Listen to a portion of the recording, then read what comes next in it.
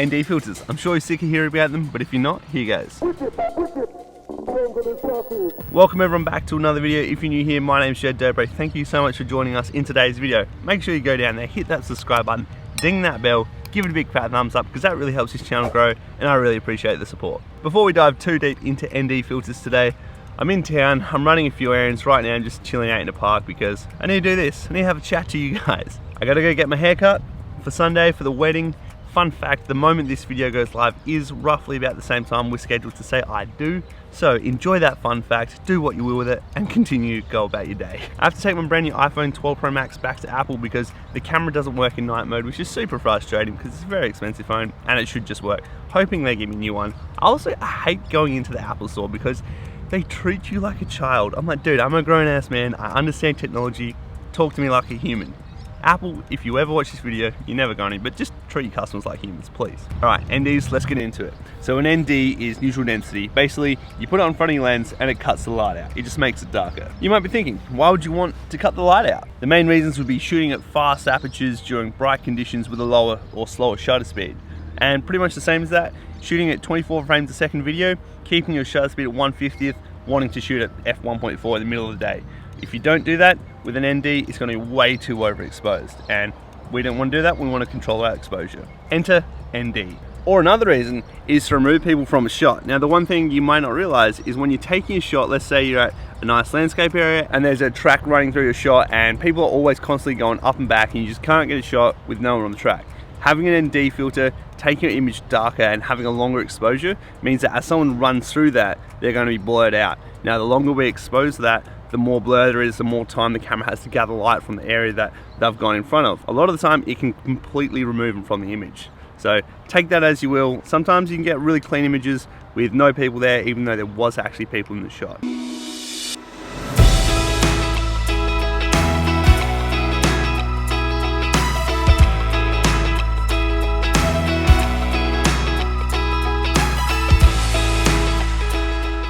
Alright, so ND filters can add a really saucy amount of motion blur to your time lapses. If you've taken a time lapse at high shutter speed, everything's going to be clean. You're going to be able to see everything that's going on. You don't really want that. It's going to be very jittery from frame to frame. With an ND filter, you can have a slower shutter speed down to 1/10, 1 second, whatever you really want, depending on how dark you take it.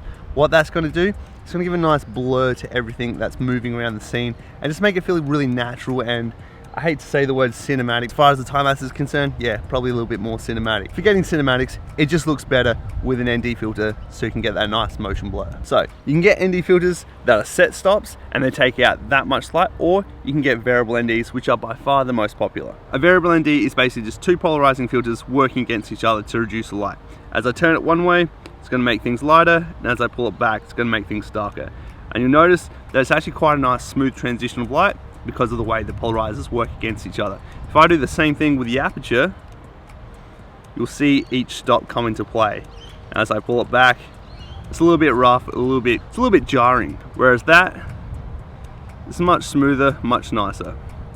I'm getting a phone call, one moment. Hey Terry. You just need a cable. Yeah. See ya, bye. Bye. All right, where was I? Yeah, so as I twist, light will be taken away or reintroduced into the shot. Now, obviously, variable NDs are going to be much more expensive because you're getting, 5 in 1 instead of buying 5 individual hard-stopped filters. So they're not cheap, but they are a bit of a must-have for photographers and videographers. Now, pro tip, when you're buying filters, buy big, buy once, buy good. What I mean by that, buy a good one. Don't cheap out on filters because they will ruin the quality of your image. Buy the best filter that you can afford, buy a big one. If you're shooting on full frame, 67 to 82mm is the normal size of lenses. There are some exceptions that are bigger than that. You're probably not using these filters on those lenses. So buy an 82mm one if you're shooting on full frame. Buy some step rings for your 67, 72 and 77mm filter thread. They're about $5 on eBay. It means you can use that one big good filter across all of your lenses. That's going to save you a ton of money. Spend $500 once as opposed to $100, $150 5 times and getting a not as good quality filter. And remember that any single time you're buying a filter for your lens can only be as good as the last piece of glass on it. I might move over here to get out of the wind.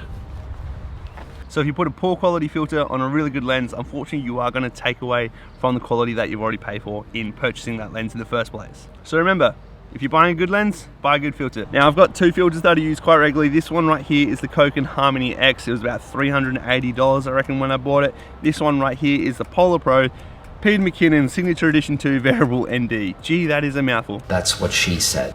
I got this one on a wicked deal, some bloke, unfortunately for him, and very fortunate for me. He bought the wrong size, never used, and he resold on eBay. I picked it up for about 200 bucks. These retail closer to the $500 range, and this one right here is a 6 to 9 stop. I do still need to try and get my hands on a 2 to 5, so hopefully the same guy buys the wrong size than the 2 to 5 stop. But yeah, this one it's more expensive, but it is a much better quality. Now the higher end filters, other than this cool case, will have things called hard stops. So as you turn the filter, at each stop, it will lock in, give you a click to let you know that you are one stop down. Now because it is a better quality filter, it's only going to give me 6 to 9 stops. So you're going to require 2 filters to go the whole range that a standard variable ND like this one will do. Just note, if you do get one that has a hard stop, you don't necessarily get that smooth transition anymore because it is going to click into place every time it gets past the stop. Now this Koken does, I think it's like 2 to 8 stops, something in that sort of range. Now it's just like a all-in-one zoom lens. They'll do the job, they'll zoom to all those lengths, but it won't be as good quality at all those lengths as something that's like a prime lens does at one length, or something like this which does at a lesser length. But still, it's much better than an entry-level filter and it gets the job done. Now all variable NDs will give off some sort of color cast, meaning it will change the color of your image. This one right here gives a green color cast. Things look more green, whites look more green, everything has a bit of a green tinge to it, and that's probably the most normal one across most variable NDs. The Polar Pro, if I remember, they say it doesn't give a color cast. I'm pretty sure it gives a little bit of a cooler color cast and more of a blue. Now if I had to choose, I would pick having a blue color cast because I think it's a little bit easier to use and it's kind of more in line with the way that I edit and the way that I shoot. Now when you're using a filter that doesn't have hard stops, make sure you don't go past the maximum or the minimum because you will enter what's called cross polarization. Cross polarization will give you a big X through the middle of your shot and it will probably ruin the shot and just looks pretty gross. Cross polarization is when you go too far and you see that cross come in and out of the shot. I say that, but one of my favorite shots I've ever taken actually had cross polarization. We're going for a surf at this place down south here called Tunks. You get to the top of a cliff and it's just a long steep walk downhill. I reckon like 800 plus meters I reckon, and then it levels out and you get to the beach. But I was walking back up, I had my board bag on my right hand, I had my camera backpack, I had my wetsuit dry bag, and I had my camera in my hand, and I'm struggling up this hill and I was just kind of, oh that looks good, take that shot, down by the side, keep hiking up the hill, no, that looks good, do it again. And as I kept taking the camera up and putting it down, I kept bumping the filter unknowingly against my leg, and I ended up taking this photo of my buddy Tom. And look at this, the bottom left and the top right, that's cross polarization. I feel like it even guides the eye toward the subject in the middle there. And that is the story of how I took this photo of Tom, and I really like it. I think it looks sick, it looks really moody, but once again, not recommended, but this just goes to show that rules and these guidelines and all that, they're made to be broken. Speaking of broken, go listen to Broken Compass by Sleepwave. All right, on that note, we're done. Let's go dance on the dance floor of the wedding. I'm gonna leave you this clip with me, well, Rosie teaching me how to dance for the wedding just last night. Like, comment, subscribe. I'll see you in the next one. Bye. I've been knocked down too much to knock it back up, and I bring the house down whenever the odds are stacked up against me. I know no weapon foreign shall prosper. It's tempting to quit now, but I'm refusing the offer. Feeling like a champion, I can't sleep no Ambien. Killing every beat I'm landing on, to infinity and beyond. This ain't like I work for this. Wanna show y'all what urgent is. Never been way more certain than, ain't nobody more deserving, man. Make way for you. Undisputed, undisputed, undisputed.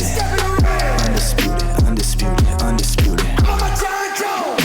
I'm on my John Jones. I'm on my John Jones. I'm on my John Jones. Undisputed, undisputed, undisputed.